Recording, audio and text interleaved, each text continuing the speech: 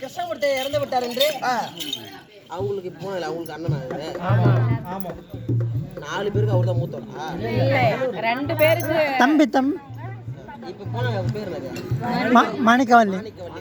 இதோ தனது அண்ணன் கிருஷ்ணமூர்த்தி இறந்து விட்டார் என்று அதோ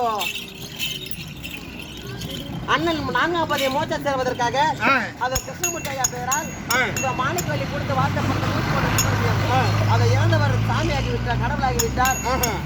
அத பாப்பாத்தி அம்மா இறந்து விட்டாங்க. அவங்க இறந்த தெய்வம் எங்கேயும் போக மாட்டாங்க.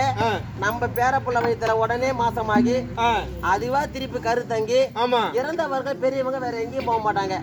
நம்ம பேரப்புள்ள வயிற்றுல பிள்ளையா பிறந்து பார்க்கும் போதே தெரியும் என்னடி இது ஆயா ஜடக்குது, அந்த பையனை பார்த்தா தாத்தா ஜடக்குது. அந்த மாதிரி நம்ம குடும்பத்துல தான் திரும்ப திரும்ப திரும்ப பிறந்து வருவாங்க. அப்படி பிறந்தார் இருந்தார் இறந்தார்.